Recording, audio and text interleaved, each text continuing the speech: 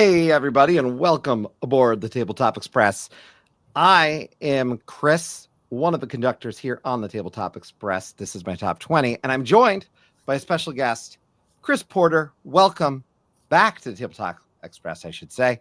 And thanks for being here with me tonight as I talk about my top 20 games of all time. Yeah, man. Thanks for having me back. One, always great to do a Chris combo. And two, I'm really excited to hear your top 20. I feel like, you've got a lot of experience in the board game world. Like, you played so many games, you've been all around. And, like, thinking about how you narrow your top 20 to me is kind of interesting. Like, I want to know how you figure out what your top 20 is. Like, what's that process like? Like, you go back and look at all the games you played over the last year and then compare to last year? Like, what do you do to narrow it down? So, it's a really good question. So for me this year, I did something that I've never done before. Now, I've done Pub Meeple before. I use Pub Meeple every year. But this year I decided, because I played more games than I've ever played before this year. I mean, I played in the past year 100 plus games from 2024 alone. And that was just from 2024. It was mass. I'm not attempting, by the way, to play that many new games ever again. It was overload. I just can't do it. And I missed a lot of games in the process. But one of the things I did was I went back and I looked and I said, let me look at everything I've played and I want to compare it head to head. So I compared about 700 games over the course of 3 weeks head to head on Pub Meeple, which does take 3 weeks, just so you know. It is a very long process. And then I took it down after that to the top 100, which takes quicker. Then I did the top 50.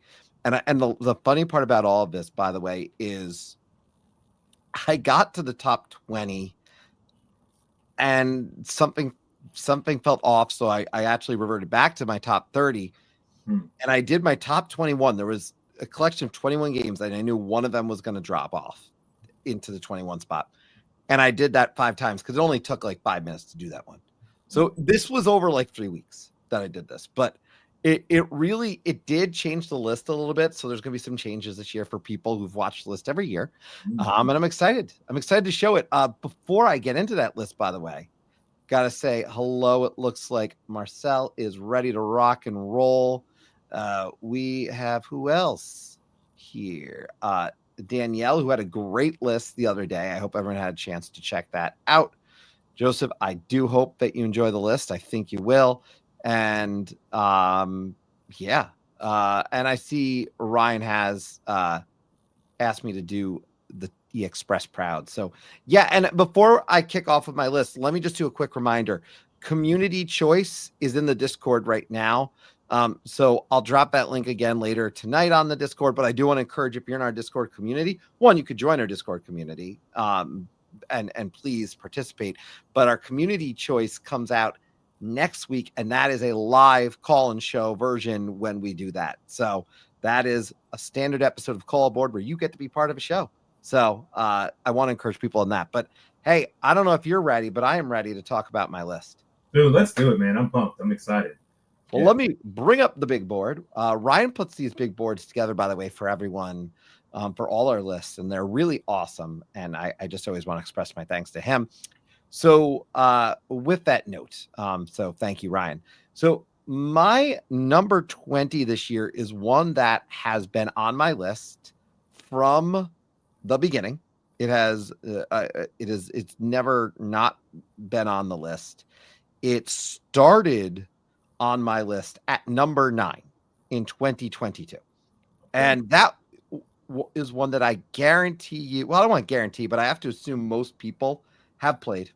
And that is a classic. That is Azul.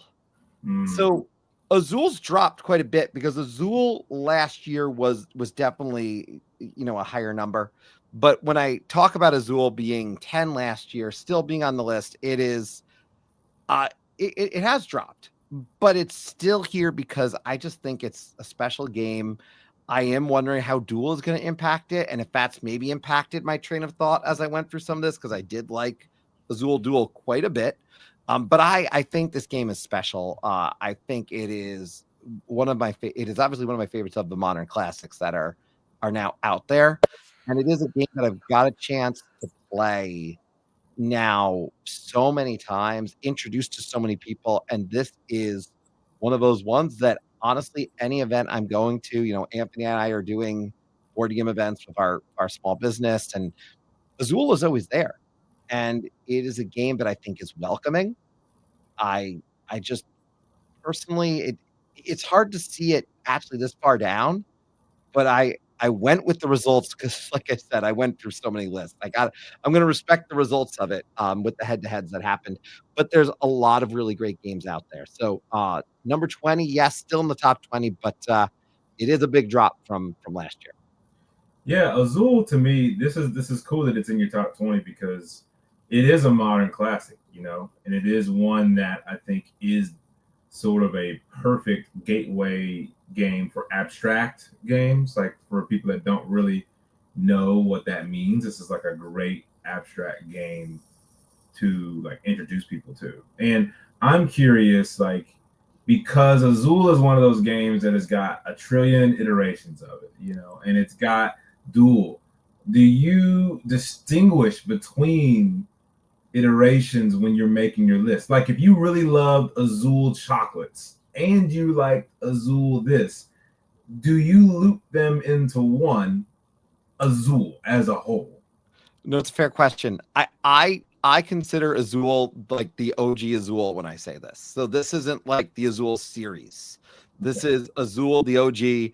I couldn't care what it looks like though. Ryan is not wrong that there should be an edible version that we bring out for like Advent or whatever, or Easter. I'm not sure. You can make it happen. Just get like the bag at Kroger, of all the candies. Marcel point on too, Starburst Azul, because I always look at that red one and it's true. It does look like a Starburst. Yeah. Joseph right, Mini Azul, but Mini Azul and Azul is still the same game. I actually play Mini Azul more of an Azul now because I like the built-in inserts that it came with. Like it just is easier to keep track of the score. So, so yeah. But yeah, for me, Azul, look, timeless to me. I love it. Will it be on the list next year? Very possible. Very possible. I can't predict next year, but it's sitting there at number 20 right now. The next one on my list has been on my list for quite some time, and I believe since the beginning, actually. Yes, it has. It has been on my list from 2022 when we started the series here on the channel. It is one that has bounced around a little bit. It is lower than it's ever been. That is true about this game, but it is attached to an IP that I love, which I think helps it stay on longer. Not to mention, I like the direction they are going with the game in the next few years. So I don't want to say it's going to go anywhere because I intend to play it more, which I feel like I say every year, but I even have an agreement with Tyler here on the Tabletop Express, member of our community, that we're going to plan some game nights at least once a month. So with that, my number 19 is Marvel Champions. It was number 20 last year. So again, it was close and it dropped. It actually moved up a little bit. Like I said, started on the list at 13. And Marvel Champions, we've had Marvel Legacy talked about in this series thus far. And I have a deep respect for Marvel Legacy because it was the first Marvel IP game I played. But Marvel Champions did something for me that Legacy never did. I felt more like the characters in this one. Legacy or Legendary? I'm sorry, did I say Legacy? Legendary. Okay. I never heard of Legacy. I was like, that would be cool. I'll take it, right? Yeah, I was like, I don't know what it is, but I'll play it. That's my point. Marvel, right?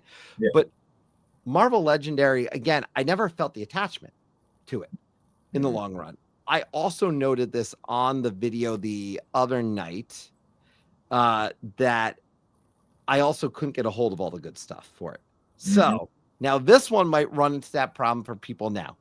So that said, I have everything for this, but I actually like the direction, because one direction they're going, which is that they are not doing as many like big boxes with with a series of boxes, and they're going to be able to get one more of the, like, I think, content out there that I'd like to see, because they're not necessarily going to stretch everything out over a year.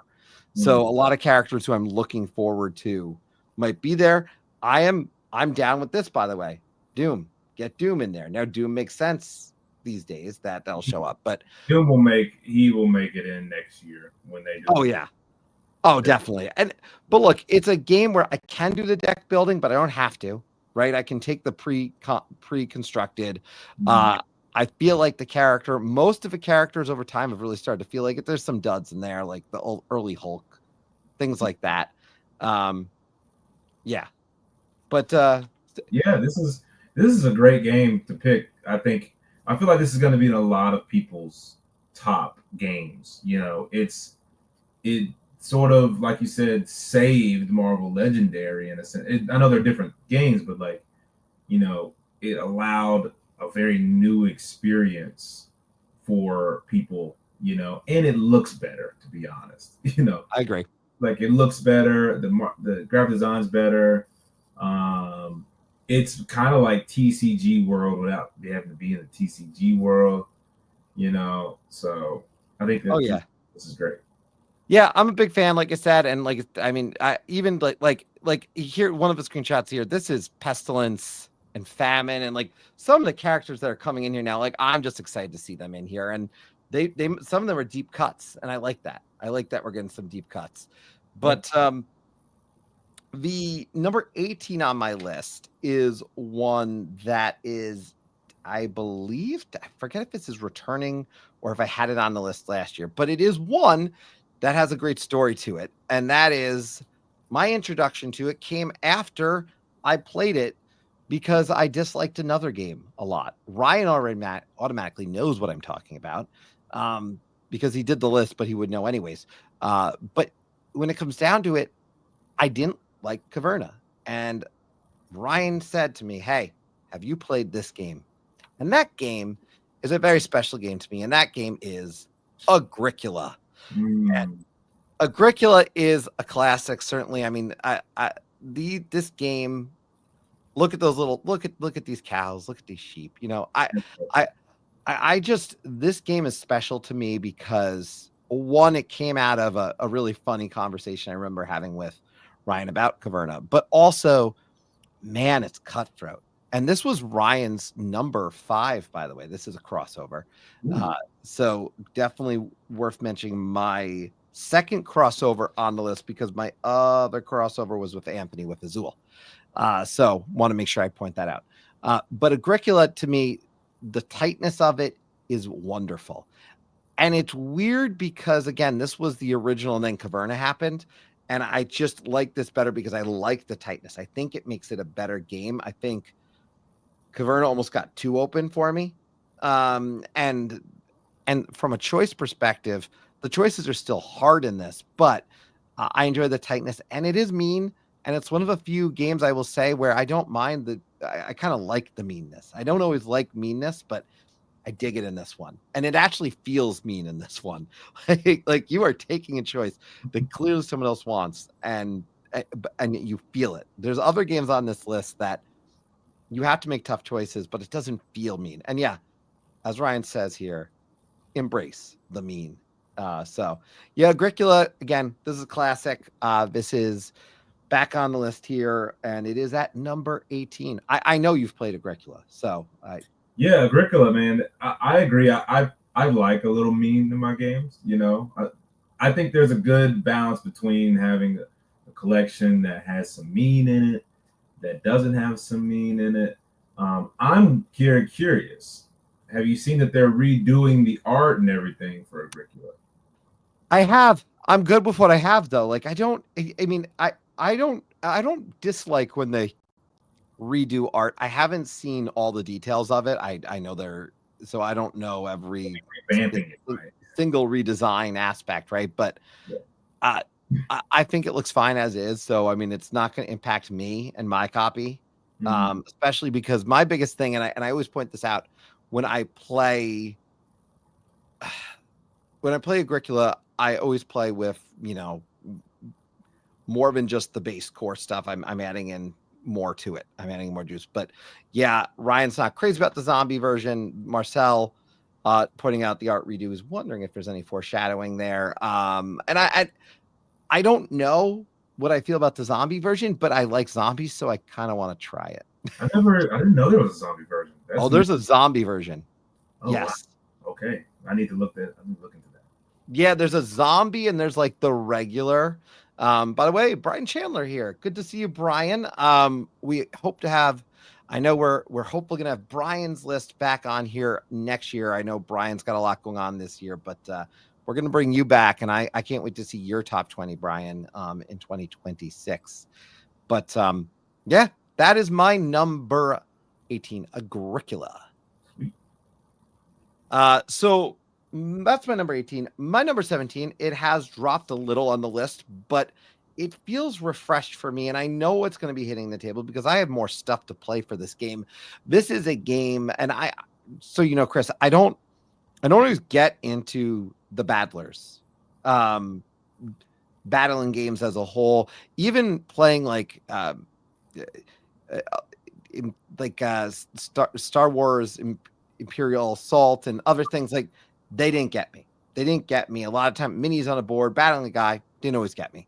Mm-hmm. But then something came out that it is not that, but it had that component of we do have to battle someone, or we have to think about how we're going to beat this bad guy. Mm-hmm. And that was a game in a supernatural train, which, you know, that's always fun. And that is a game called Vagrantsong.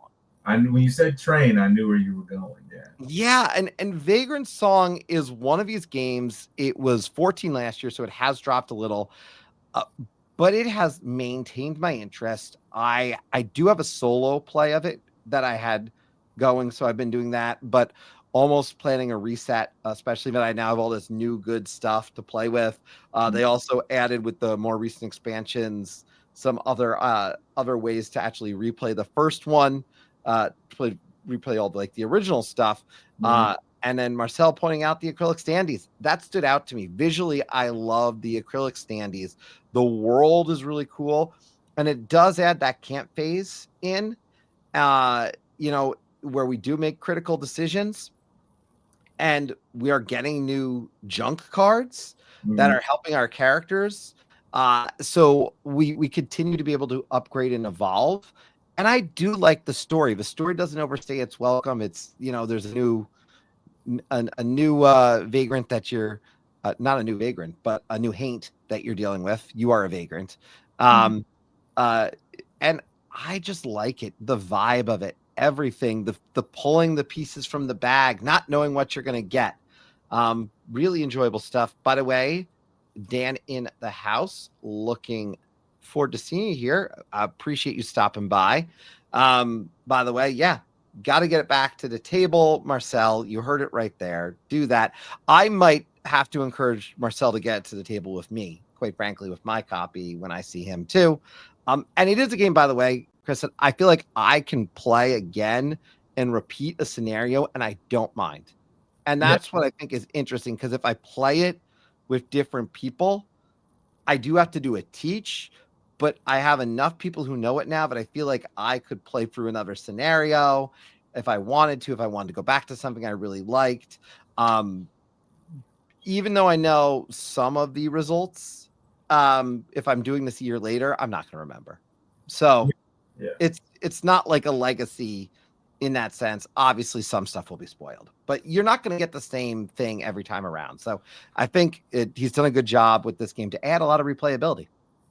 Yeah, a game that has it's scenario based, but one that you can go back and revisit if it's accomplishing that well. I mean, it's a sign of a great game, you know, and having little things like the different characters you can be and everything just to switch it up, like, is going to add the replayability value. I remember seeing this at Gen Con the first time I saw it, when they first released it. Yeah. And it was huge. I mean, everyone was talking about it, and I could barely see over the crowd to see, you know, just to well, look. they always have a great booth. Whenever they display it, it looks great. So I agree. But yeah, that is my number. That is my number 17 this year, Vagrantsong. It's dropped a little bit, but still on the list, and could go back up, especially if I can get more of those plays of this to the table, which I would like to with the new stuff now that it's arrived, plus all the new bits and stuff. The only thing I won't be using, full disclosure, is the miniatures, because I'm sticking with the standees. That I think acrylic standees don't get enough love. We get really into the miniatures, and I'm like, I would just very okay with some really nice detailed acrylic standees. Like, well, even with that campaign, for what it's worth, they added them in because some people requested it, but it was like an add-on with like the big package, and that's why I have them. I have no intent to use them. They're not. I may, if someone in the community wants to paint them, maybe that's an opportunity. But my number 16 is new to the list this year. First time on the list, and it's going to be first time because it's a new game. This game scratched an itch, and oh my goodness. And for anyone who knows me and has watched this channel, you're going to know that I like a good 2-player back and forth tug of war. Oh, I dig it. And for me, this one, I have not, for the record, I want to be very clear about this. This is a first for me because I have played this like more than 50 plus times. It's all been on Board Game Arena. I have it on order coming to me. And it was a very easy decision to put this on the list, despite all of that, which I normally would say I have to play it physically, right. With the final version. But no, I don't. I know because I love the gameplay. That is Naishi. So much that we pulled the stuff right from the website. Just so, because this is their box. This is what we got. Have you got a chance to see Naishi at all? Have you played this? You've told me about Naishi. We had a conversation about this, but I have not played it. I checked it out online when you were telling me about it, and it looked really captivating. So I'm excited for you to tell more about it.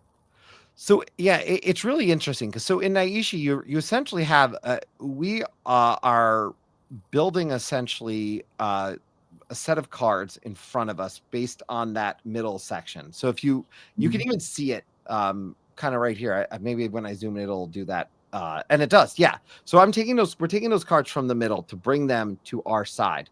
But you, as the opposite player, are going to see everything in the first row.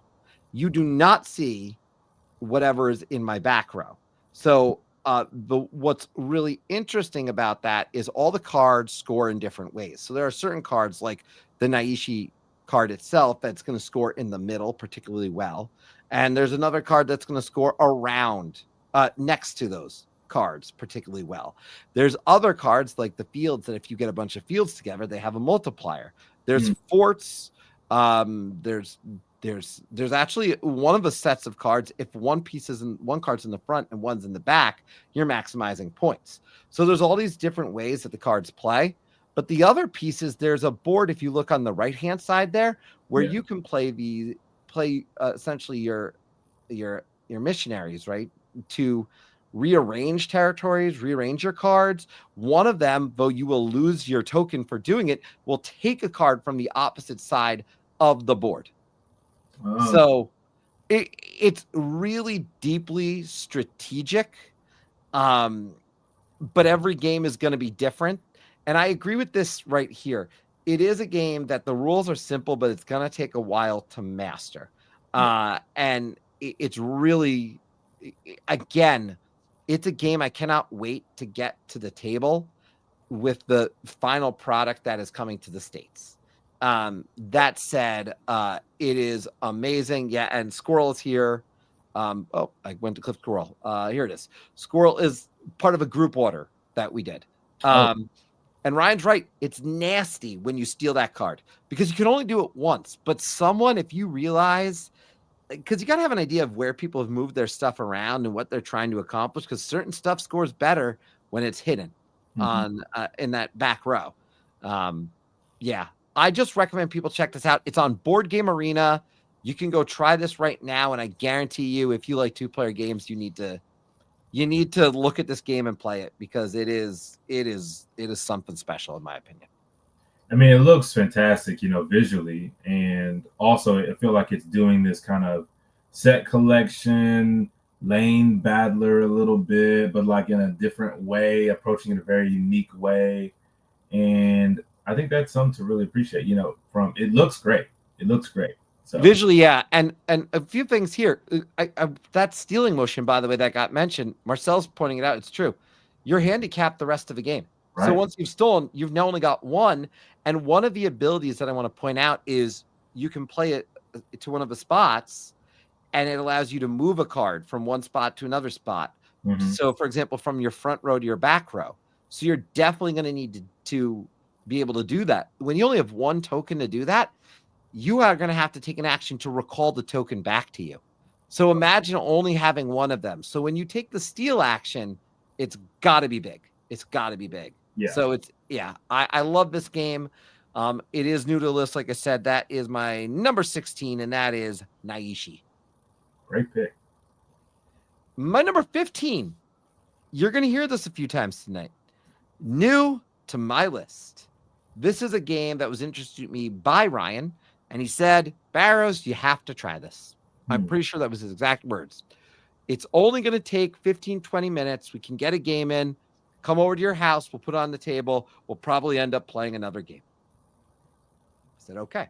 I said, I have time. At the time, I had about probably 45 minutes. I said over lunch, I said, I'm good for 45 minutes, but I got meetings the rest of the afternoon. Come on over. He brings this game over. We play it, and we play 2 games. In that time, I fell in love, and I bought this game pretty much as soon as humanly possible with one of the deals that happens on Amabel Holland's site, and that is the Field of the Cloth of Gold. Whoa, what a name. Yes. And by the way, Ryan putting out, those were my exact words. The Field of the Cloth of Gold, as Ryan described it to me, is a game of passive-aggressive gift giving. Literally. Now, if you look at this board, these little tokens, again, and this game, again, because Amabel Holland does it, handcrafted with love, right? And that's how they all are. The great thing about this is you're making decisions in the first few turns of the game. You're putting your pieces down, and you're doing it, and you are essentially taking the action. But that person who you're playing with is getting the gift. So those little tokens are going to go in front, and at a certain point, you're going to be able to flip them over. Also, in this, at a certain point, you're only going to have 1 or 2 spots to go. And there's a lot of different actions here. You can score points for your gold. You can score points by discarding certain colored pieces. You can block a spot with that white piece, which is the dragon, who's just there to guard a spot. So if you look up in this like right-hand corner right here, that's the dragon. Yeah. I don't know if it'll show here. Nope. But yeah, the other thing about this is as you're going through this and you're scoring, Chris, look at that score tracker. And if you notice, it might be hard to see here in the way that this view is. But if I click this in, you're going to see you are going to score less and less points for those gold tokens. So the more points you score by the end of the game, the less those are worth. So certain points, like I don't want to go down another row. Don't send me down another row. I can send you with one of my actions down another row because I can make it so you score points. So I might strategically want you to score points because you're hoarding the gold. By the way, Ryan is correct. It is called the Fearsome Dragon in the rulebook. Yes. It is by the way, the 503rd anniversary edition on the box. I will point that out. That is what it says. I love the humor with it all. It is a fantastic 2-player game. I recommend everyone tries this. I don't think I can even possibly do this enough justice, but head to head, it's one of these things that I just think is wonderful. And I love Amabel makes some great games. This is the number 1 Amabel Holland game for me. Amabel does stuff that, Amabel wants to do. And I think that is wonderful. But when it comes down to it, this is the number 1 for me. This feels like an old school game, where it's like, hey, do you want to play a game? And it's just a 1v1 kind of thing. It's got a funky theme to it, but the mechanics hook you in, and you can just be a little nasty but not in it's playful, and that seems really, really appealing. So it looks cool. It looks really fun. Yeah, big welcome my way to DJ Dan. And it is on Rally the Troops if people want to try this one.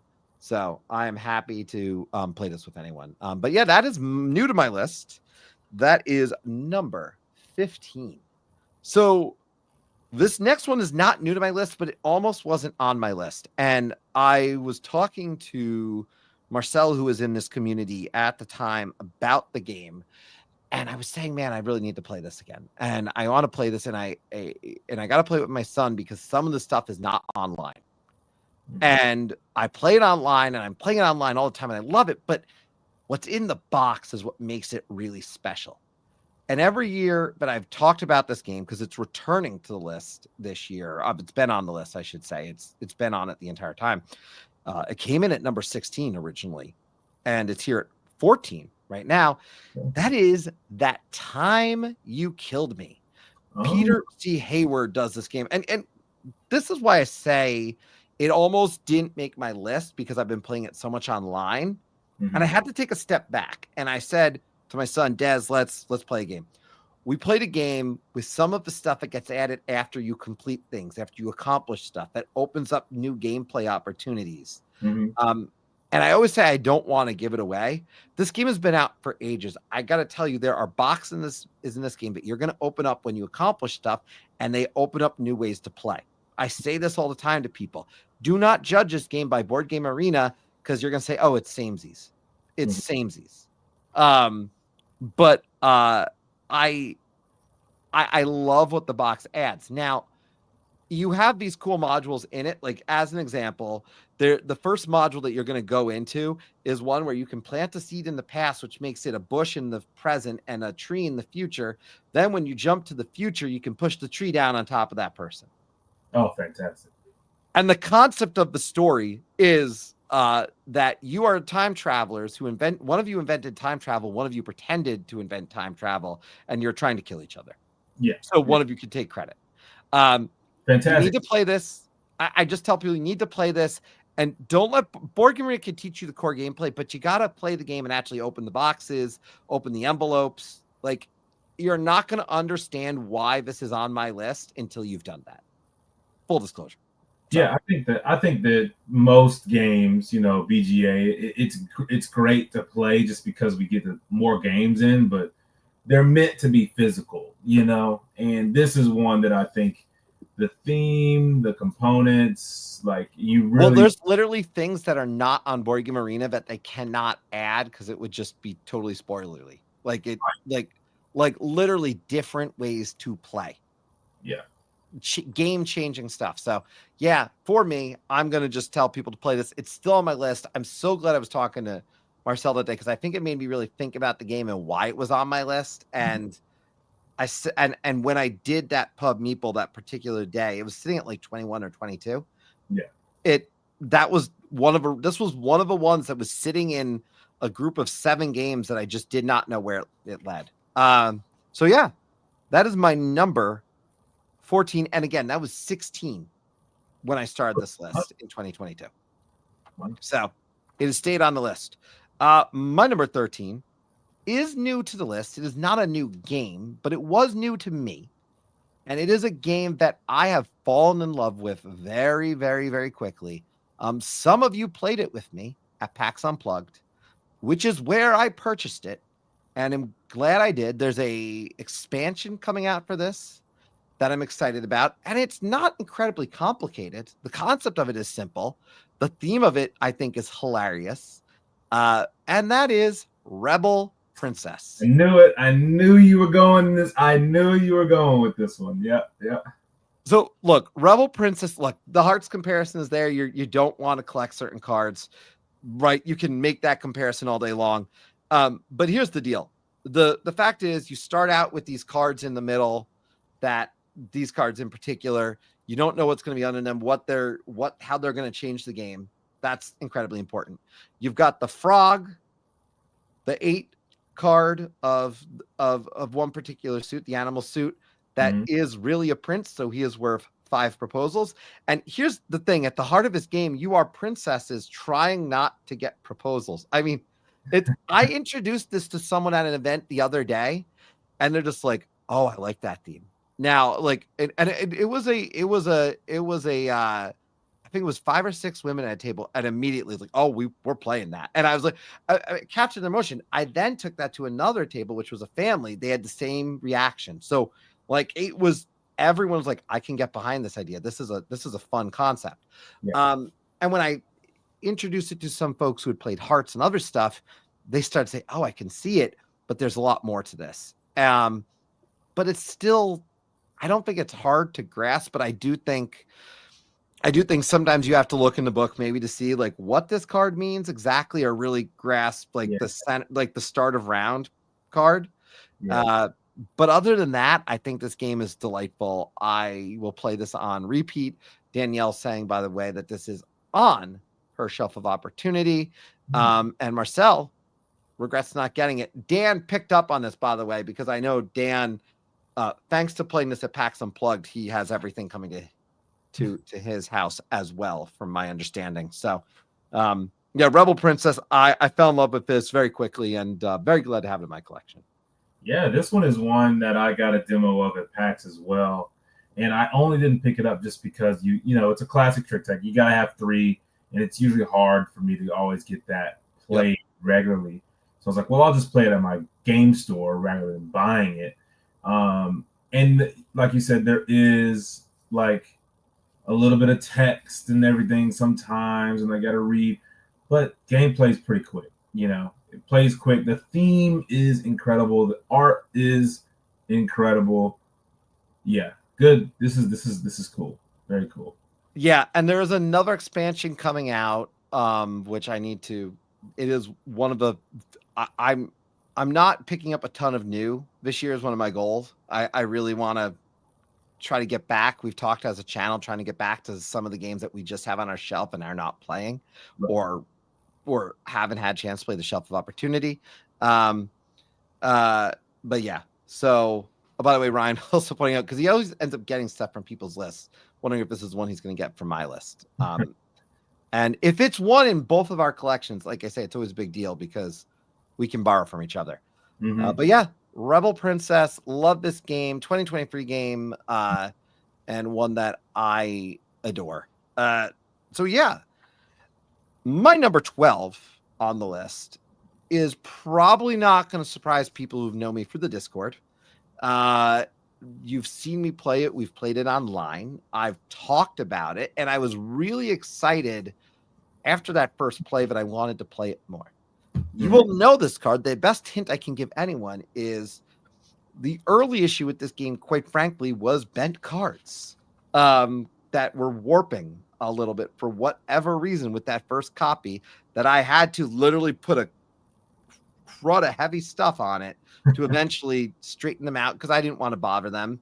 But ultimately, my number 12 is I think a phenomenal game. It is new to the list. It is a crossover with Anthony. It is Harmonies. Wow. Okay. I fell in love with this game. It has a vibe that I previously have gotten from Cascadia, but it does it in such a way that every game felt really, truly different for me. And there's a concept of stacking these pieces to try and score, but knowing there's multiple ways to score them. But with this game, you also maybe are going to be placing a cube on one of the pieces that's going to offset, that's not going to help another one. So you have to be really smart in this game about picking the right cards that you're going to be trying to score. And I think that's part of it.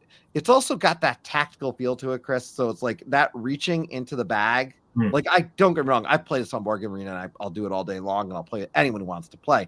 But man, when I get this to the table, that tactical feel, putting it, watching that final version of my board, even when I've lost, like it's such a cool look. I actually would take more boards for this. Like if they gave like 2 more versions of a board that have a slight different scoring variation or something, because it's double-sided with 2 ways for like the board to score. I think this is actually a really good way to describe it. Just the way I think you found being too long of a game. Yeah, it is I mean, there's a reason why you couldn't get a copy of it from us. Like it skyrocketed. People just ate it up. And so to me, this is one of those. I don't know if it will become a modern classic or not because you have the Cascadia comparison thing, right? They're different, but you hit the nail on the head. The tactile like feel of reaching in that bag, replacing 3 cubes, getting your animal card, and like Yep. I love the 3D, how they have like the really nice art, but like the very 3D graphic design of like you understand what you need to accomplish to like do it. It's just a brilliantly designed game. And Brilliant. the spirit card to start is easy enough to introduce. Like I just kind of throw the spirit card in at the beginning now, just Mm-hmm. because it's easy enough to do, and it gets you those extra points. So unless someone is really never plays, um, Marcel saying this is above Cascadia. For him, we've got Dan putting out this is kind of moving Cascadia down my list. So you do have that comparison happening. I think ultimately Cascadia is an incredibly important game. Harmonies, however, I think in this particular moment when I was building this list, it was very easy to put on this list because I just love what it's doing. And they are, to that point, Dan was asking about the pieces. It's chunky. Like they're chunky pieces. They stay. They're great. The largest issue was cards being warped in the first version. That was my biggest complaint I could say about this game was the warped cards, but I've kind of corrected it at this point. Yeah. And if I ever saw a discounted version of this at some point because there was a good sale, I'd probably grab a second copy and give it to some, give the other copy away if I still had slight issues, just because someone else would get to play it, But that's Harmonies. Like I said, new to the list, but And yeah. that was Anthony's number 4. Yeah, that was Anthony's number 4. My number 11 is not new to the list. It has dropped, but it's not new to the list. And to Ryan's chagrin, I still like this better than one of the games he showed me because he said, I think you're going to like this because you like this game. But this is still on my list. It's still in my top 20. That is Imperial Settlers, Empires of the North. I have Okay. got a bunch of games that are like tongue twisters at points I've Yeah, noticed. the names on these are just they're great. Oh yeah. But this is a game that for me, I have all of the different sets of cards. They all play differently, varying levels of difficulty, depending who you're gonna be. And there's some take that, like you've got some take that civilizations in this game. You've got some nice and friendly Eskimos. You've got some who are focused on sailing. And by the way, this is not true. I do not get paid per letter. I don't get paid at all. Who's paying me? But it is a game that has that concept of building out really the perfect set of cards, spending my resources on just the right thing. Um, there's actions you can take in the middle with your pieces, but you have to be really careful about how what you do because uh, you're blocking off one spot for you later on. Additionally, there's sailing actions at the end of a round where all the islands have different cool things, and to Mhm. get out there to the farther islands, you need to have a fish, but you might not. So you got to have some good fish production if you want to go to the farther islands. But then when you go to the islands, do I want to conquer the island or do I just want to visit it? So some real good, I think, choices to make in this. And again, there's a lot of different civilizations that I can choose from, and some are harder than others, and some are cutthroat. Like some are like stealing stuff from you. Oh Uh, yeah. and like I won't play that against someone who's played the game before. Um, yeah. So it's I think like that. And then Rachel pointing out, very true. With this one, you're never gonna get the same setup twice, but the actions follow the reasonable pattern. So that is one of the reasons why I think it stayed on the list Mm. because its replayability is high because it's never truly the same. And everyone, there's enough variability. And another reason I think this stays on the list is I still haven't delved into the solo content that I bought earlier last year. So now I'm digging into the new solo focused campaign that they sold. So yeah, I doubt this is going anywhere. And looks like it's got some great components too. Yes, solid components, some fun things, some fish, some things that you can use for your attack.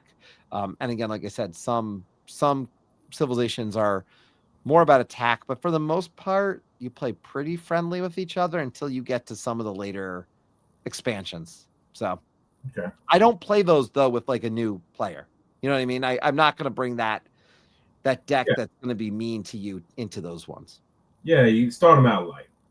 But they're also harder because that's the only way. Like one of those, I think the only way you get resources is by attacking others. Oh, So if the cards aren't as well built for getting resources. So because of that, I mean, you have to then plan that. Which is challenging, you know. So mm-hmm. I like it a lot for that reason. Yeah. No, this looks great. I've never played this one myself, but I've heard of it. And so hearing more you kind of explaining it, definitely something I feel like I should check out. Yeah, definitely one. By the way, I can tell people, anyone want to try any of these games out as I'm talking about them and you're going to PAX Unplugged, tell me. I am happy to bring them. PAX Unplugged, we already have, I already booked us a hotel, so we're ready for PAX Unplugged. You're ready. You're ready. I'm ready for PAX Unplugged. I'm always ready for PAX Unplugged. I hope people are ready for my number 10, because this one, I'm just going to get right to it. It brings the heat. That is heat. Pedal to the metal. New to the list. I had to get sold on this game. So I got to be clear. I played this and I played the base map with none of the extra stuff. I told Ryan, I don't see the big deal. I just didn't get it. I said, what's special about this? Like, I got nothing. I was wrong. And sometimes you got to eat your words, right? That this game is fantastic. When I talk about a world with Ticket to Rides and other games that just have a theme that plays so well, has a great system of play that even, once you get it, you can just get it to the table repeatedly over and over, do another game, different map. I mean, this for me is a pretty special game. The different maps, all the different weather patterns. When you play this game, it's important you play with the extra stuff. The base map with no weather, extra special weather stuff. Yeah, it's a good game. This game becomes a great as you add in all the other things that they've done. They continue to expand it. I welcome that. And it really is a great simulation. I think of just a fun race around the map, because my goodness, when you get behind and you realize I'm gonna have to spend some heat, but then you realize, man, if I do this, am I going to not have enough later? Like, big decisions have to get made in this game, but Yeah. this is worth the hype. It's taken me a few years to have it on my list, but here it is now, and it skyrocketed up in this past year for me. Yeah, I mean, Heat's definitely one that I think is everybody enjoys it. It's hard not to. It's a fun game. I've only played it in a demo scenario one time, so I got some rounds in, and I liked it. I've got one of my friends that's really big into racing, so he's never gonna see this video, but I'm gonna get this for him for Christmas, so it's all right. But yeah, I think that this is a really solid pick. I'm very interested because you flip script and now it's the top 10. That's a test. I played it a lot this year, both in person, online. We had a community night at one point where we played a bunch of games of it. And the whole philosophy, and once you add in more of these cards that give you different, more speed, but you're going to get extra heat, or it just changed the game for me. And so and again, when I did the whole pub meeple thing and it was going up against things, I kept realizing, man, I'd rather play Heat. I'd rather play this. And that's why I like pub meeple, because it forces you to make a decision. I would never put Heat against this. Mm-hmm. But now with Heat versus something else is on the table, I'm like, oh, I'd rather play Heat. So yeah. It forced me to think about some things differently. But yeah, Heat is here. Marcel pointing out, by the way, the best thing is you mess up in being, it doesn't mean you're out of a race. And that is a big factor, because the catch-up mechanic in this does not feel cheap at all. Mm-hmm. You feel like you have to keep doing well. Even when you're in the lead, it doesn't feel like the vice versa where, oh, I'm screwed, right? I'm out of it. Right. In most race games, you get that feeling off the jump, or at least older ones for sure. You're like, oh, yeah. keep playing, but Yeah, I agree. So that is my number 10 heat pedal to the metal. So quick recap here for everybody. My number 20, Azul, 19, Marvel Champions, number 18, Agricola, 17, Vagrantsong, 16, Naishi, that was new to the list. The Field of the Cloth of the Gold, new to the list at 15. That Time You Killed Me, still on the list at 14. Rebel Princess was new to the list. Harmonies was new to the list. Imperial Settlers. And Heat was new to the list, though obviously not a new game. This is not Food Chain Magnate, Dan. So no, the catch-up mechanic is probably... Is there a catch-up mechanic in Food Chain Magnate? Ryan, you know the answer. I know you're in chat. There was. I heard There's that catch-up at some point, I think, in Food Chain Magnate. I was telling Ryan, he asked me earlier today, where's Food Chain Magnate on your, top list? And I went to my list. Yeah, there it is. He asked, I need a top 289 list to get Food Chain Magnate on it.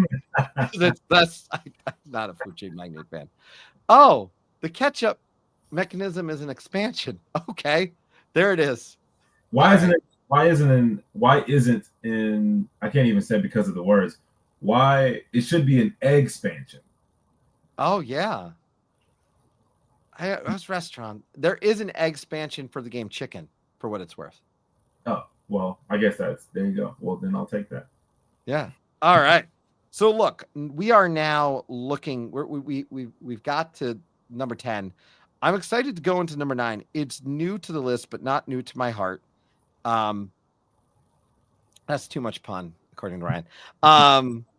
Well, there's 2 Chris's. Which Chris you talking to? Yeah.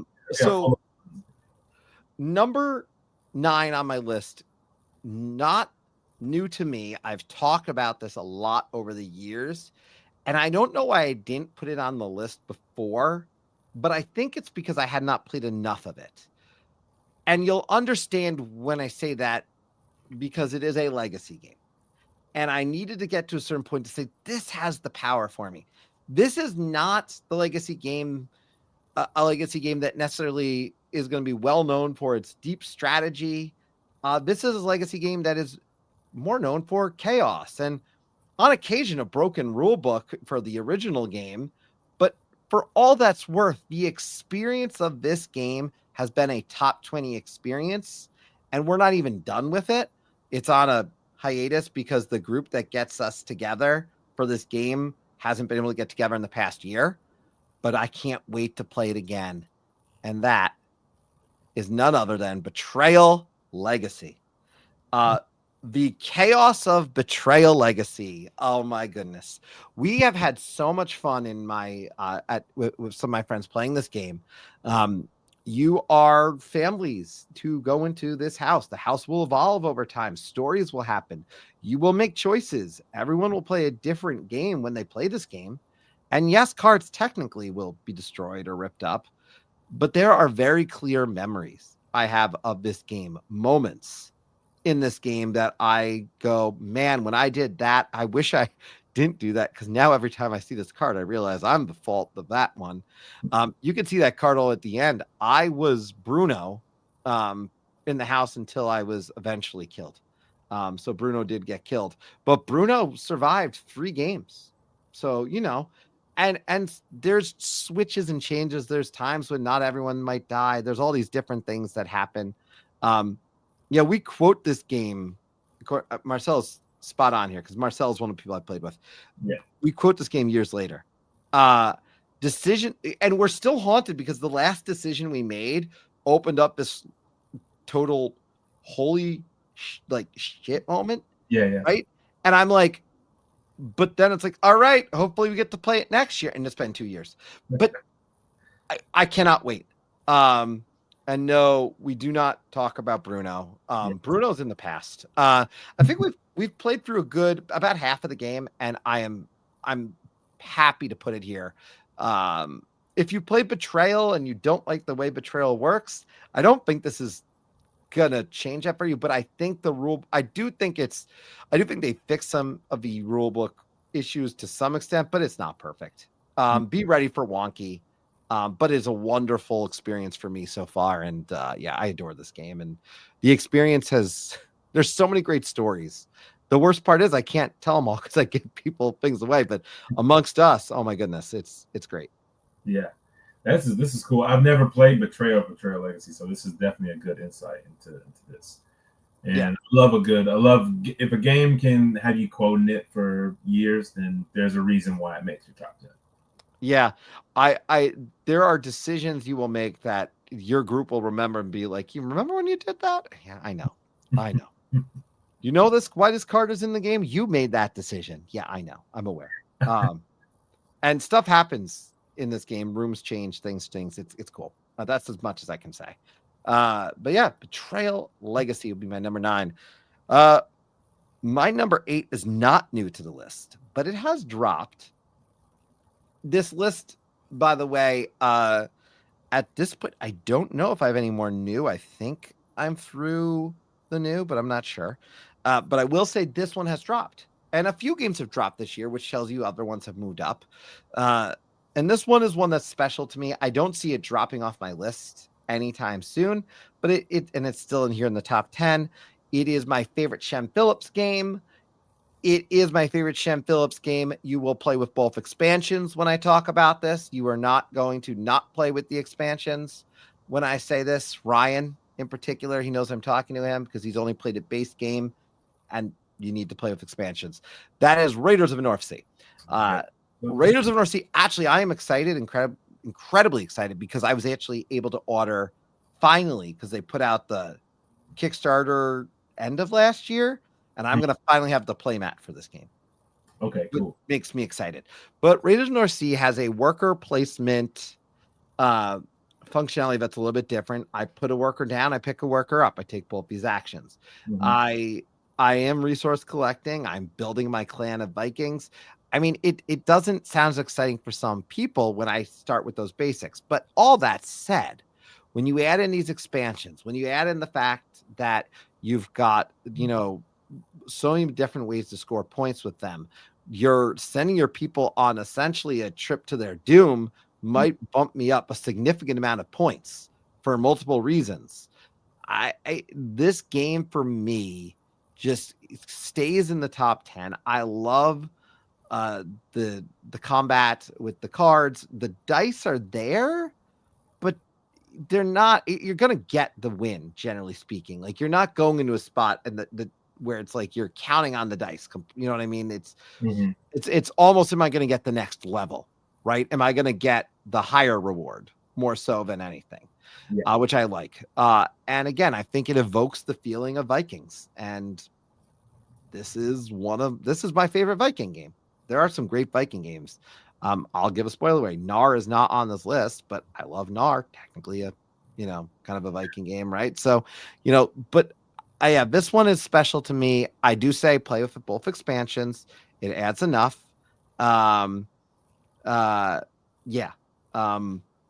Special. This is one that I have on my shelf as well, and I really enjoy the double action of, like, you move the worker, you get to take both actions. I think that's an underutilized mechanic. I think it's pretty neat. So yeah. And I agree that the expansions make a difference. Like, I played it once without, and then someone was like, "You got to play with the expansions." Play with it. And I was like, "Okay, yeah, I see what you're saying." Yeah. So you're adding in the beer, essentially, the brew. You're adding in different ways to score. There's so many more choices. Yeah. That it's necessary, especially if you're a gamer. Like, if you're a bored gamer who wants something a little bit deeper, the base game. It's fun. I introduced the base game to my wife. My son, actually, the fun story I always tell is my son, when he was 7, I think, played the base game and won his first game as soon as he memorized, like, all the symbols on the cards. Yeah. Like, and to this day, best loss I've ever taken. I was so happy. I think I lost by like 5 points to him, and it was great. Yeah, what a proud Viking moment. yes, indeed. But yeah, it stays on the list here. It's a 2015 game. The mead, by the way, yes, the mead in the game. That's one of the things. The mead stuff, the mead as a resource, I think, is incredibly valuable. It also has more spots to go to. with the one board as well, which I think is nice. Mhm. But that was my number 8. My number 7 is not going to surprise anyone who knows me, because this is well, this gives it away, but I'm just going to say it because you're going to see it in a sec. Anyways, this is a system that I love. It is a system that is completely, out there with the characters you're going to have. And I just may as well click it because you all know it's Unmatched. I have fallen in love with Unmatched. As the story goes, I said I'm just getting the Marvel IP games because it has Bucky Barnes in it, and anytime I have the Winter Soldier, which by the way, I have my gift from Dr. J, who may be in the chat at some point or watching later. Like he gave me my my nice Yeah, figure here. you're very Bucky adjacent. You look like you are basically cosplaying as him all the I time. have cosplayed as him. Yeah. So he is my favorite. But I said with Marvel IP, I'm gonna get this. No question. Mhm. And I got it. And now I don't have everything, but I will say I have a good amount of it. I didn't end up with the Buffy set, which I would have mostly wanted for the boards because the characters I were told were a little weaker. I don't have I didn't get the Witcher set yet, but I have a good bulk of this. I introduced this to a couple at an event that we were running recently, and they literally said, "Hey, if we come to the next event, can you bring this?" And I said, "Which one?" And they said, "All of it," because we don't know. And I said, "Absolutely." So I love this. Yes, and if you look at the scheme and say, "Yeah, but some matches just are so unbalanced," like, yeah, well, it's unmatched. Like that's it's in the design, Right. Well, saying I just rediscovered my love of match. Finally played the cooperative version, which is great, and remind how solid the system is. Oh, Ruel, And that's then good to see the you. Turtles version is the other one. I didn't back it candidly You because didn't. the cost to back it was insane to me when I could, because the extras I didn't want at the time. So I was like, Yeah. I'm just going to get it. I don't need 2 versions of every turtle or whatever it was. Man, I'm surprised you didn't back that. I almost got it. I only have the Spider-Man, the brains and the bronze or something. It's a pretty good. I like Spider-Man's fun. My son plays Spider-Man all the time. Yeah, I don't like the Spider-Man mini in that one. It's like Yeah. my least favorite thing in the whole world. but, Yeah. but the game is great. Make no mistake, I will own the Turtles one. I just didn't need all the little extras that they were offering, so I said I'm going to wait this one out, and I will pick it up because that's how I picked up the first co-op. I picked it up at like PAX Unplugged or some other time after. And I agree with Ryan. The cost was TMT was high, but I was tempted, and the costs are on some of these are high, and I want to give the money to the people making the games I like. So, but I just didn't need the bonuses in this one. Yeah. By the way, Dan also pointing out the Blackbeard set is coming, which I was really hyped about when I saw that too. That's in the fall. So I we're wonder going to have Blackbeard, which is cool. how much Unmatched they're going to make. When do you think they stop? I mean, why? I mean, kids out of curiosity, like, at what point do they say, it's enough? the thing is, I don't know. They could go on forever. It's like a TV show, right? It's like a TV show with like a great cast that Yeah. doesn't do anything that's episodic, But I don't know why. I don't know. I can't imagine them stopping anytime soon. That I can say. I agree. I think new IPs are just going to continue to hop in. I don't care about the IPs as much because, like, you talk about Blackbeard, and they have Blackbeard and Loki. So Blackbeard's gonna have Blackbeard and Loki, but not like Marvel Loki, like mythology Loki. So, like, to me, that's oh my goodness, yes, I'll take it. Bluey Unmatched. I don't know How would that like the realtor, Yeah, that's crazy. Oh my goodness. But yeah, so yeah, that Unmatched, fantastic. The entire series as a whole, because I can't rate one. That's not possible. There we go. That's great. My number 6 is a crossover. It's a crossover with Ryan, if I am not mistaken. Yes, it's gotta be. It's gotta be. Oh, by the way, this is a great comment. Pablo saying it is the Fortnite of board games. Oh yeah. That's a really good comparison. And Russ, the MLB, what if they bring in sports? That'd be crazy. They need. I want Shohei Ohtani to take on Jurassic Park. If they do Shohei Ohtani, I want Shohei Ohtani versus Judge Ruel. All right, Shohei Ohtani, Aaron Judge, 2-pack. I The want MVP pack. Runs and smashing aliens in the sky. That's what I want. Oh man, or Aaron Judge and Ohtani again would go into the co-op and fight Shredder down the line. Oh wow, that'd be crazy. Yeah, using the bat. Oh yeah, back. Well, no, Shohei Ohtani would. We could let Shohei Ohtani pitch, and then Judge could have the bat. They'll do like a combo. Like they'll pitch, and then you have to combo it, and then that'll do extra damage. Unmatched is just a fanfic generator. Yep. I'm not clicking that, Dan. I refuse to acknowledge the Eagles right now, other than the comment that I'm making. Yeah, and wrestling. Marcel pointing out Kevin Nash. Like, you put WWE wrestlers in there, Oh, so my goodness, I could go down this for a while. I'm gonna go to my number 6 because it's a crossover. And Squirrel, you had asked at Agricola. The Agricola has already been mentioned. My number 6 is Undaunted Stalingrad. I love the Undaunted system as a whole. Undaunted Stalingrad stands out. And I've said this, and I said this to Ryan many times, and Ryan has agreed with me. If they do this style with Battle of Britain, we would probably then immediately be jumping up to Battle of Britain. As this system, but this is like this is a 2-player game where the board is changing when we talk about Stalingrad. It's the more expensive probably of all of them, but it's totally worth it, especially when you add in the nice inserts that Ryan has added in.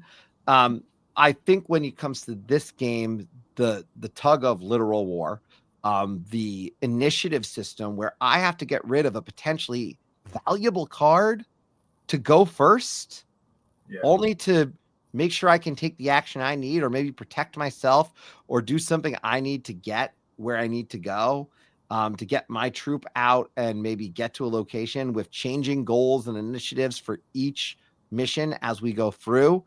And the fact that our cards are going to update over time, and we're going to be able to upgrade them or potentially get downgraded.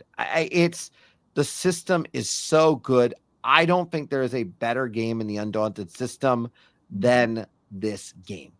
I've enjoyed them all, every single Undaunted that I have played, but this one in particular is still leading the way for me.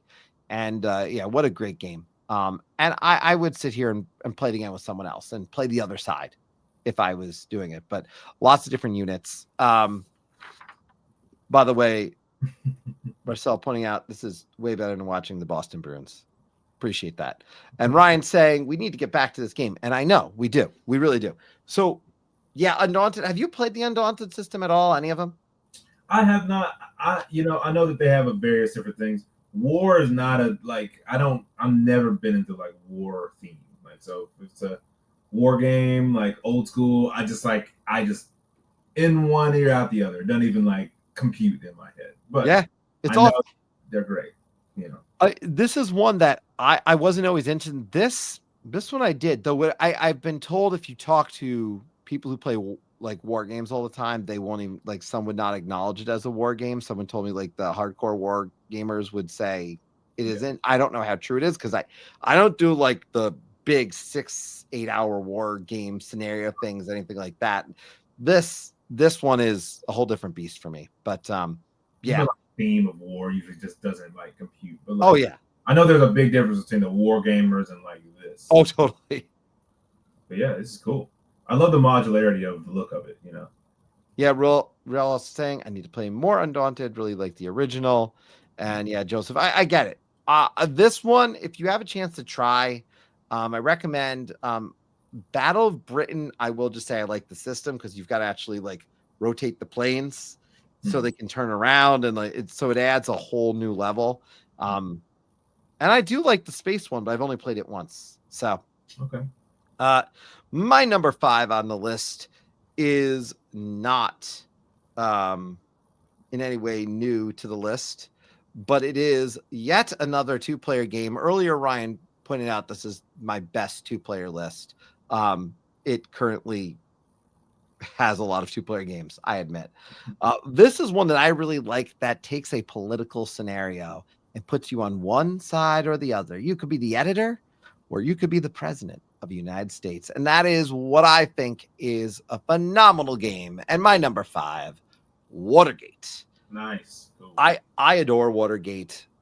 This is a game that you've got, 2 players with different sets of cards, asymmetric, trying to build this board out, really have, again, there's a theme here. There's a literal tug of war happening on the board. But there are some pretty powerful abilities in that deck that when you play them and the card's going to leave the deck altogether, you got to think about that. Is it worth it? Is this the right time? Trying to put the board together. I see Ruel, by the way, happy with the pick here. I'm just going to put that right there. All caps. This game is, to me, a pretty special game. And every game, like I will play it repeat over and over. I mean, they came up with Match of a Century, which was kind of a sort of a sequel of a sorts, and it just didn't get that same vibe for me. And I went right back to playing this. I wanted to because I wanted that idea of a world famous chess match being a great game, and it ultimately, I said I want to just do Watergate again. And I think Kramer hits a home run with this game. The look and feel of it, that board with the editor trying to put this together, just exactly to be, but you being able to flip tiles over. Oh my goodness. Ryan putting out Wargate is fantastic. When I watched Ryan's fifth speech, I immediately pre-ordered. To make a conspiracy cork board a board game is a phenomenal alone. We always compare it to It's Always Sunny in Philadelphia. There's your Philly reference to Dan. Charlie Day just pointing at the cork board in the back behind. By the way, Marcel pointing out, adding this to the 2-player list. Yes, add it away, sir. Add it away. But yeah, have you played Watergate? I saw nodding, but I wasn't sure if you've actually played. I've only seen a couple playthroughs of it, but I think that 2-player games are great, but this does something very different with 2-player games, which I think is really interesting in that, like, obviously you've always got the head-to-head, but the theme, the conspiracy theme of it, and the whole, like, uncovering things, I think it's pretty unique. It's one that I want to play very soon. And I also feel like you need sort of the right person with it too. You need a person who's going to really think. I think because it's asymmetric, the cards are particular to each player. Mm-hmm. Once you get that initial learn of the game, you're probably going to want to play another. This is one of those ones where you play and you say, let's do one more. Maybe we'll switch sides. Maybe we'll do the same because now that I've played with these. But even if you've played one side, you're going to enjoy playing either side. And it's not like you're talking about, again, I think a game that's hard to learn. I think it's just like anything when you've got an asymmetric deck of cards, you feel a little bit better the second go around. That's all it is. But yeah, I love Watergate. Watergate is my number 5. It was 11 last year, by the way. So it's been on the list. My number 4 is going to continue a counter that Marcel has going, which is 2-player games. This will be a shock to no one as well, because this is a game that I have already mentioned the designers, Trevor Benjamin, David Thompson, arguably my favorite design team in the space, and that is War Chest. So War Chest, to me, they continue to put out expansions that add different ways for pieces to move, different overall abilities.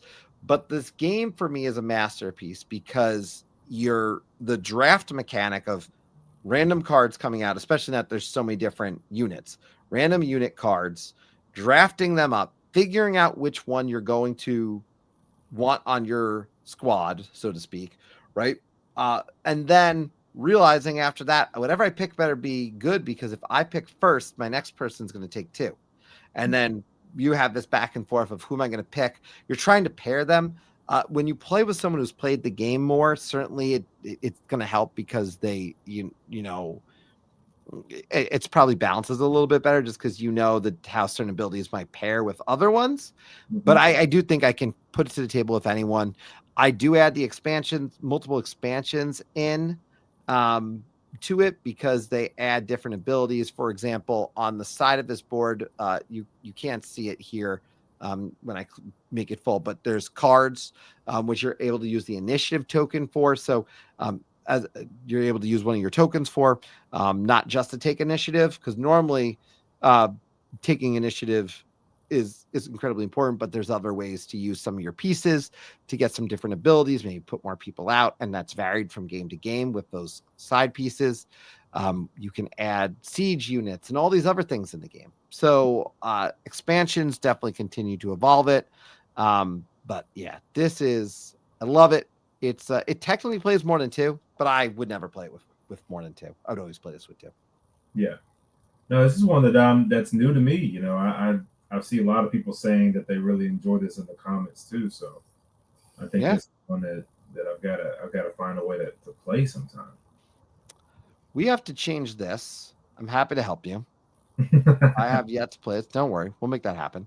Yeah, it's delight. I love this game. Love this game a lot, and I keep putting out good stuff for it. So but they're very careful. Like with everything new that he put out, like they put out Poison as a piece of like the most recent expansion, which I thought, and they did it really well. It's not like they're rushing out content for this. And yes, solid game, but great components. The components, these are like poker chip quality. So see it in the picture, look great. Oh yeah, it is poker chip quality. So that's what I could say. I mean, if you look at that right here, like you could see it. It's fantastic. But that is my number 4 this year, which means we're entering my top 3. Top 3, let's go. So top 3. This one is a crossover. Well, let's see. I have some predictions. Hold on, let me see. I got a prediction. Squirrel is predicting a top 3, another 2-player game, a big expanded game, and a game that I taught him at PAX. Interesting prediction. Well, I will say what my number 3 is. My number 3 started on my list in 2022 as number 20. It has since grown. It's been in the news lately, Chris, with them talking about this a lot. Oh boy. This is the Quacks of Quedlinburg. Crossover of Arwen and Olivia. I adore Quacks. And I know it's funny. We've had some really interesting conversations in the Discord and in the board game world about whether people like the art, don't like the art of the new stuff. But let me focus on the gameplay here, because Quacks of Quedlinburg, I've got the juiced up stuff in every possible thing. I've even got the bins that you put the cards on. This is arguably like one of like my 5 most expensive games just because of all the upgrades I did, which is one of the better arguments for why they're reprinting the game with an all-in $99 thing, because I spent like $300 on this game at this point. For you, they made it for you. Yeah. Oh, Ryan By was saying he's looking forward to the sequel, Barrows of Baronsville. Oh God. Oh, here we go. You're yelling at me about puns and other things. What are we doing? Yeah, Quacks of Quedlinburg. We are going to be building a bag full of ingredients because we are the Quacks of Quedlinburg, and we're trying to make these mixtures of potions, which are going to have all different abilities that are going to allow us to move up this board as high as possible. As we're going up our board, by the way, our potions board, we're going to be getting points. We're going to be getting money. And yeah, it is delightful. And that push and pull of should I stop? Should I not stop? The long story with this game, and if you are newer to the channel and you watch this and you're saying, "Oh, you like this game? Are you any good at it?" Well, you might not be asking that, but I'll tell you, no, I'm not any good at it. I have on record checked this between Quacks of Quedlinburg and Quacks and Company, the kids version of the game. I have a record of 1-28 in this game. I do not win this game. Oh I've boy. never run Quacks of Company at all. I've run Quacks of Quedlinburg once. So, but I love the game. I adore it. I always blow up on the last turn, no matter what I do. I have once blown up on the last turn by pulling 3 bad pieces in a row. Meaning I got nowhere outside of where like the rats, which the rats are like their catch-up mechanic, right? And so yeah, but I love this game. So Quacks is great. Uh Tons of fun. And as you can see in the middle picture, like we're playing with people who we're playing with actually Dr. J in that one. This was many, many years ago.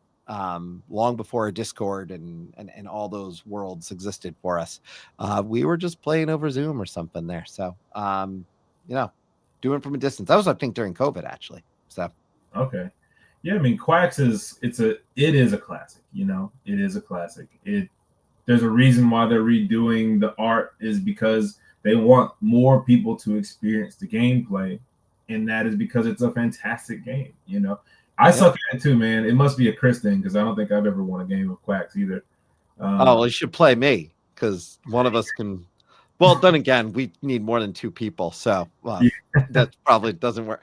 I love it. It doesn't matter if I win or not. Like I said, I joke about Quacks and Company, which is fantastic, by the way. Like we play Quacks and Company over dinner, to be honest.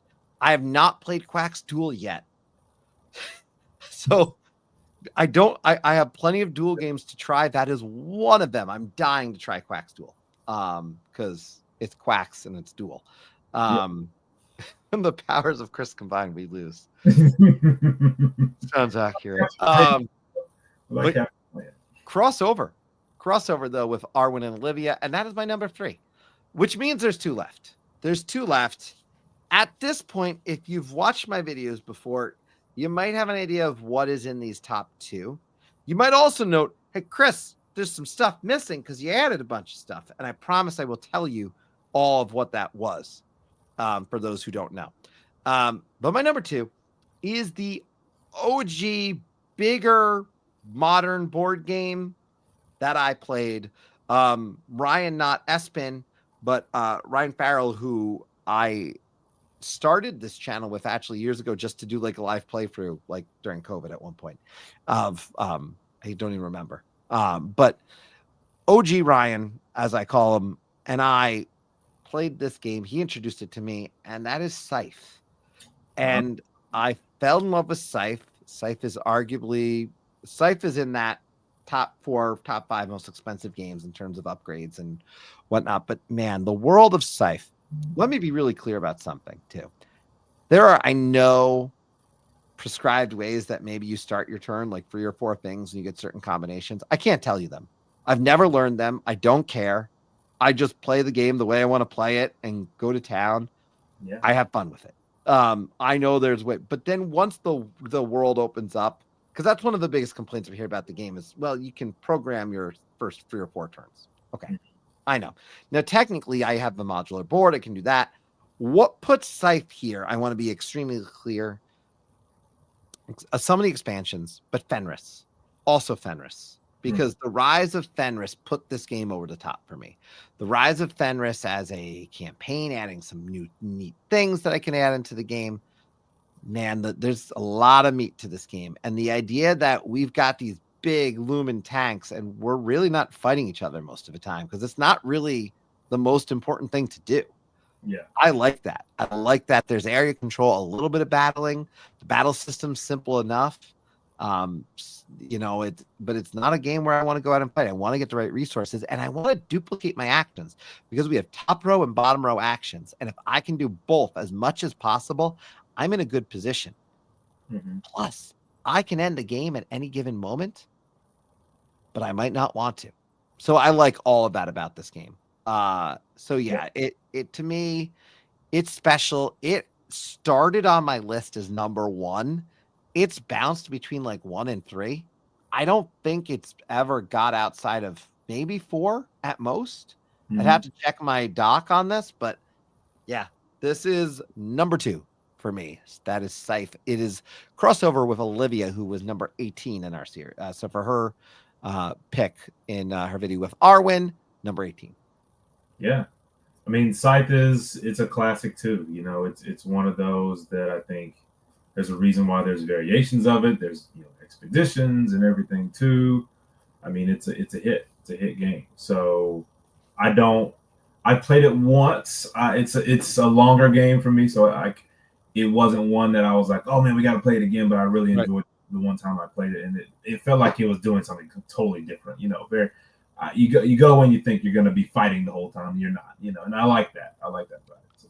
Can you actually go full offense in this game and win? I mean, there is a faction that might be slightly more opportune, but you're only getting 2 stars at most for that. And so battling's not going to, because you have other things you need to accomplish. You've got to get all your people out potentially to get a star. Yeah, it going full force is not going to do it for you. You've got to do other stuff. So sometimes I think people did look at this game who had an issue with it and said, well, they've got these big mechs. Why aren't they battling? Well, that's not the game. And area control is a big part of it, but you only have so many of those mechs. Mm-hmm. So it's cool. Also, by the way, Rel's right. My Little Scythe is terrific. Also, My Little Scythe, for those who are interested, especially if you like painting, it comes with a painting guide for the little for all your characters, which I thought was pretty cool. Yeah. So My Little Scythe is great. I love the world of Scythe. And Expeditions is actually in my top 100 as a solo game, though. Okay. I like Expeditions. I like it as a solo game. So I do enjoy it. It's in that world, obviously. So very different game. That is my number 2. Before I go to my number 1, really important thing for everyone. 1, if you're not in the Tabletop Express community, please go ahead. There should be a link in the Discord, but I'll update it if it's for the Discord in the show notes. I'll update that accordingly if it's expired.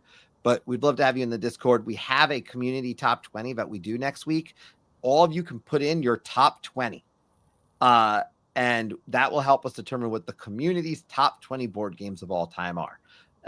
Thank you those who have done it. Friendly reminder, if you haven't, definitely do that as soon as you can. Definitely helps us, but we are building that list for Wednesday next week, and that's always a ton of fun. So wanted to note that. I want to thank everybody for watching this entire series of games. And I know it's been a lot of fun for everyone. And I just want to say my thanks to Arwin, Olivia, Danielle. Oh my goodness. I don't want to miss anyone that's right. But bottom line, if you participate in this series, we appreciate it. This series is a ton of fun for us. I know we didn't get to do Mr. Rao's video, but I know we'll be back with Mr. Rao next year.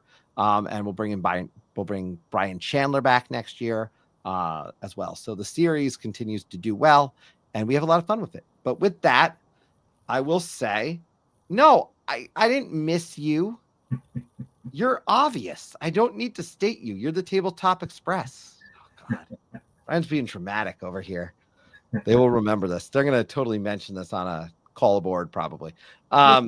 So, Dan, it is not Happy Little Dinosaurs, which surprisingly is not my least favorite game of all time. Because I do not like that game, as Dan would like to point out.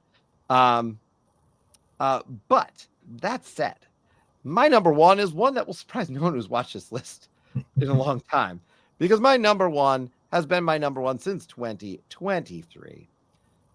It is Targi. It was Anthony's number 12. Nothing has usurped Targi yet. 2-player game.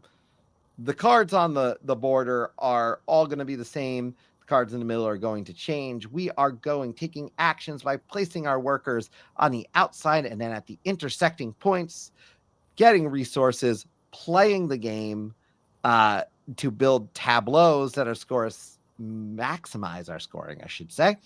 And that is all types of one type of card, or varied across all 4 spots, across 3 rows.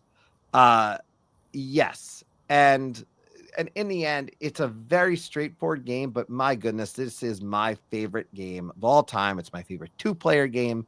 It is my favorite worker placement game. I could go on. It's my favorite, a lot of things. I will answer a few important questions I'm seeing here already. Targi's so good. Do you have the geek bits? Absolutely. And they are the cheapest, most affordable geek bits, by the way. And they're totally worth it. You should get them, even for the expansion, which is, yes, there is a game, Targi the game, or do I like it with or without the expansion? I'm just talking about Targi. I'm not talking about Targi with the expansion, which before Ryan asks me to state, yes, the expansion to Targi is called Targi the Expansion. That is the name of the game. It's good, but I usually play regular Targi. Just talk of a third-party play map, by the way, which I really probably should get. Number one, you got to have all the things. Yeah, I didn't know. Targi's special. Targi's special, and I will play this with anyone. I have like 400 or 500 plays of this over the course of BGA and in person. It's insane the amount of times I played this, and I'm in no way ready to play this in a competitive nature, despite all that. But my goodness, I love it, and I will play it with anyone. Yeah. So yeah, Targi, number one again, holds down. I have yet to see something to better Targi. Maybe one day, but not yet. Maybe. I feel like the 2-player games, they really have dominated your list. 8 2-player games on this list. That is impressive. 8 2-player games. That is correct. Now, technically, you could argue War Chest is not only 2-player, but it is best at 2. Right. So I'm going to give it that. And even some of these, like Harmonies, as an example, like if I go to this list and you're looking at this, like I'll tell you, Azul at 2, fantastic. Before Azul Duel, totally. Marvel Champions, I usually play it at 2. Agricola, no. Vagrantsong, 2 or 3, fine. Naishi, 2-player. Philosophical, 2. That Time You Killed Me, 2. Rebel Princess, you need a bunch, but you get the point. So I think I included Marvel. No, I didn't include Marvel Champions in that. So technically 9. So good follow-up questions here. Marcel asking, any honorable mentions? I'll answer that. And then what shoes are you rocking tonight is clearly going to you. So let me say honorable mentions. The one that was number 21 that I want people to know about. I went back and forth 5 times with this. Fantastic Factories. Oh, yeah. Great one. Fantastic Factories. And I will answer Squirrel's question in a moment, but I want to get to the shoes because that was asked. You rocking anything cool today? I'm rocking some slippers. I've got some Allbirds wool slippers on. So that's what I'm rocking right now. Earlier today, I had some. I'll get complicated. They're the 2022 shoe of the year in China. There were some Jordan Low, not the OGs. They were really they're my welcome to spring Jordan Lows. They're really, really cool. Very cool. Very cool. Good question from Marcel. To answer your question, what happened to Cascadia? Harmonies happened. Be honest. Yeah. Cascadia is still in the top 30 right now, but it was really hard. I always say the 35 to 15 for me are so close in scoring that it came down to me comparing the plays, and I would rather play Harmonies than Cascadia at this time. And I don't think it's just a hotness thing. There's a setup time Cascadia that I have with Cascadia compared to Harmonies, even the slight difference there. I don't know. There's something about Harmonies. Cascadia is still incredibly important. I think Cascadia is on its way to that modern classic level. I think it's pretty close. I don't think Harmonies is going to fit that same like modern classic mode. Yeah, I feel like it's going to be a drop in the pan, and that's not a mean thing. It's just like so big, and then it's going to have an exponential drop, whereas Cascadia is almost more approachable because you don't have to worry about like the stacking, and you don't have to worry about like sucking at it. It's just like, just get the tile. It's A-B, Well, the thing I point out with this list too is we do top 20s. A lot of lists you watch on YouTube are like top 50s or top 100s. So Right. it seems so dramatic, right? When a game drops off a top 20, but I it's still in the top 30. I still love Cascadia. I just really do like Harmonies a little bit more right now, and that's why there's a difference there. But other comment here, Rebel Princess makes me smile. Already got 3 more people to buy it, and Dan pointing out it's the new spots. So I disappeared. Am I back? That was weird. All right, Oh yeah. I'm Good back now. now. Yeah. Yeah, sorry about that. So, yeah, let's see. Your top list or only top of which, Mike? Oh, thanks, Squirrel. So Ryan asked, what game do you think you'll play this year that could be a tender for you in your top 20 next year? So Naishi for me made the list, right? So that's cool. I am wondering, I'm wondering nothing like flying to the radar except for I like Zenith a lot. Like a lot. So that one has a chance. But I need to play it in person before I judge that one because it has other modes as opposed to some of the other ones. Like it has like a 4-player mode that I haven't played, so things like that. Yeah. Do you have a game you feel you haven't played that would be in your top 20? I would say this. I still have not played I still have not played. Oh my goodness, I'm having a moment. Where the heck is it? Wonderland's War, nearly enough. And I Oh, feel like Wonderland's War is a top 20 game for me, but it has like 20, it has like 2 plays. So I love Wonderland's War a lot, but not enough. I haven't been able to justify it in top 20 to this point. So that's a great game. I'd be curious to see what that could knock off in your list. So, oh yeah. you got a good list. It's hard to think about what. Oh, Marcel's making a point. Blackbeard's Revenge is supposed to come this year, and I'm very excited about that one. Oh, you know what? The other one that could, the one that was really good is I got a little Just a Robin Hood, which was really damn good. So that one could do. And Scrolls mentioning Luthier, which I think, yeah, Luthier could. That's a good one. Before we go, I have some quick facts for everyone. Here's what dropped off in case people didn't realize it. Because I did have some drop offs, but I brought in some games that I thought were pretty cool that were also in that 20 to 30 range over the past few years that have not quite made the cut in the past. Fantastic Factories dropped off. Castles of Burgundy, which was lower, dropped into the low 20s for me. Castles of Burgundy, good chance to be back on the list in the future. What you're going to realize maybe that dropped off, by the way, Battlestar Galactica in the top 30 to 35. Ticket to Ride Europe in those upper 20s for me right now. Lost Ruins of Arnik, it just has not been hitting the table. Maybe the new stuff will get it there, but even with the like the co-op piece that entered, I never even really played it. So it just wasn't hitting the table. But I haven't played Battlestar Galactica, which is a fair point. It's a fair point. And I love Battlestar Galactica for what it's worth.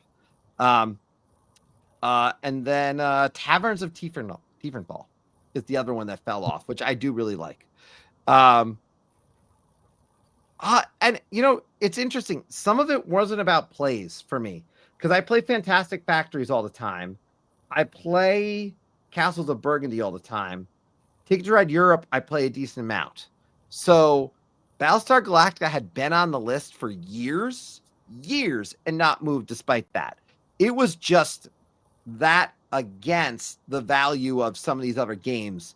And when I say the Field of the Cloth of Gold is that damn good, like it really is. When I say Naishi blew me away, it is. You saw a Vagrantsong drop. You saw Marvel Champions hover, Azul drop. I mean, so there's room for change here, and it's still going to happen probably at some point next year. And also things that could make the cut. I want to point 2 out because I realized it because I wrote them down. Pagan and Outer Rim, because I've been digging those both. So other questions: Will the rank of Unmatched go up? There's a supernatural expansion. Yes, not a question. Not even this. Flip 7. Will it make next year? No, because not in all likelihood. As much as I like Flip 7, I like other card games better. Flip 7 is fantastic, though. Which game took the biggest fall? Cascadia. Cascadia fell, I think it was in the top 5 last year.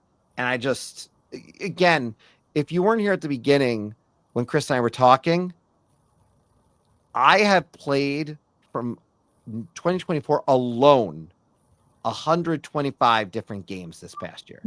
So and most of those are physically like in person, like very few of them. And I didn't, so like, and that's only 2024 games. So the amount of games I've played this year was more than ever before. That has a huge impact on this list. Huge impact. I've never played this many games in a year in my life that were new. So, that's so yeah. Yeah, I will not do it again. It was too much. I want to get back to some of these other ones. It was fun. I tried it. Yeah. Yeah, Kyle's in the house here. Kyle, you're on the list at 17 this year with Vagrantsong. Expansion Pagan, totally could. Lots of games. And then Pablo talking out. I watched Battlestar. I like it, but I'd rather play Unfathomable, which is interesting. I'd rather play Battlestar because I like Battlestar, but it's thematic, both thematically reasons. So with all of that, I want to just say thank you for watching. Please, if you're in the Discord, make sure you take our community survey to make your top 20 in our top 20, so you can have your choice in and help us build our community top 20. If you're not in the Discord, join the Discord. Give us a subscribe and pop over on the Discord. Say hi. We're super friendly. Play lots of games on BGA together, and we have a great time. Chris, I want to thank you. I know while we're recording this, you've still got Holiday Hills out on Kickstarter, so I hope people will go check that out. We actually played a copy of it the other day, so we'll be talking about that pretty soon as well. We had played it prior, obviously, as we played at PAX. And Chris, thank you for joining. I will encourage people also go check out. I had Chris on the channel for Creators Corner as well. So we have that video that I'll also tag up in the right once YouTube lets me do that editing. But any other questions, let me know in the chat or in the comments after the fact. And then with that, thank you, Chris. Thank you, everyone. This has been the Tabletop Express. Next week, call aboard. It's live. It's your list. Be here. You can call in, be part of that show, and even introduce your game, because we're going to be able to know it was you. And if you're in the chat, we'll bring you in if you want. So with that, thank you, everybody. Appreciate you joining me. And this has been the Tabletop Express. We'll see you next week. Have a great night.